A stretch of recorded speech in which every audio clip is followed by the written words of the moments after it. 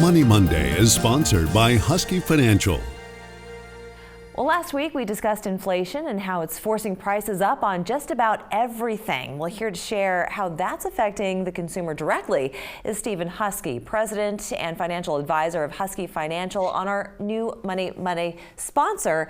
Thank you so much for joining us. Definitely want to talk about inflation. Also want to talk about a few other things, but maybe you could help us understand just what the impact of the inflation that we're currently experiencing now has on people's portfolios. Certainly. Well, especially for those that are in retirement and even those that would really like to grow their assets, those in retirement are having to adapt in different ways. And there's only a few really things you can do. The first one is you can spend less money because things are now more expensive, or you could be more aggressive in your portfolio. And that might not be something you want to do if you're trying to preserve capital. Right. Is there any upside to inflation on a portfolio? It's really just one of the risks that you need to manage. The upside is that you have now a better chance to take more risk and have bigger upswings. But with those large upswings can also mean large downswings. And some people would argue that it's better to have inflation than deflation. Is that a correct statement? What caveat can be applied to that?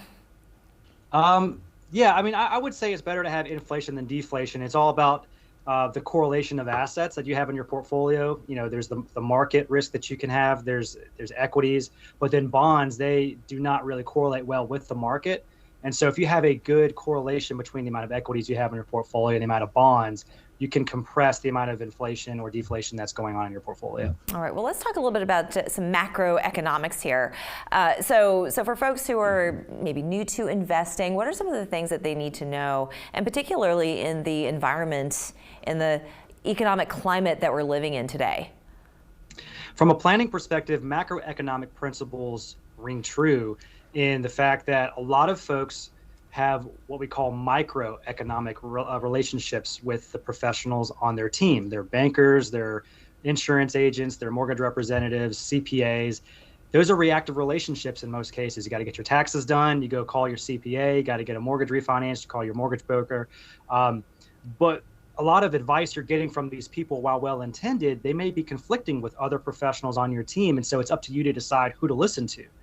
So from a macroeconomic perspective, a good financial planner or advisor can help lead the charge with all these other professionals on your team, create one cohesive message that then can be communicated with them. So we all work in the background, literally and figuratively in one room with you to plan for your best intentions in the future. And those are the services that you provide at Husky Financial.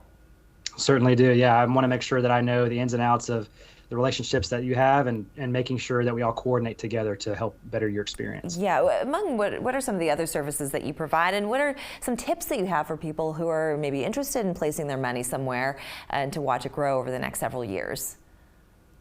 So some of the services that we provide are financial planning as a whole, a holistic perspective. We do help with investments, giving advice on different portfolio asset classes because diversification and asset allocation are extremely important.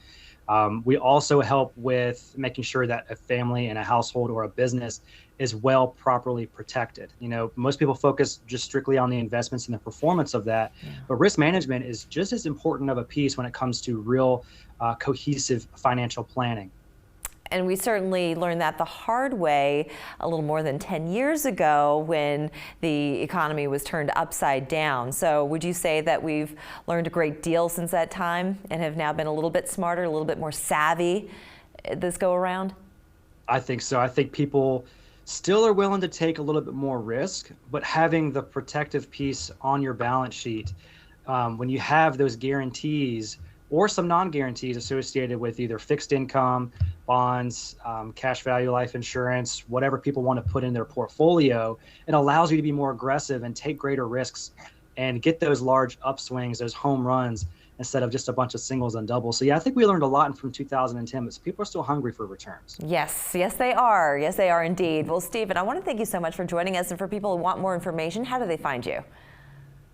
You can find me at Husky Financial on Instagram, Facebook, and on LinkedIn, and huskyfinancial.com. That's HUSKEY financial.com. Well, Stephen, I want to thank you so much for joining us on this Money Monday, on this Husky Financial Money Monday. It's great to talk to you. Thanks so much. Appreciate it. We're back after this. Money Monday is sponsored by Husky Financial.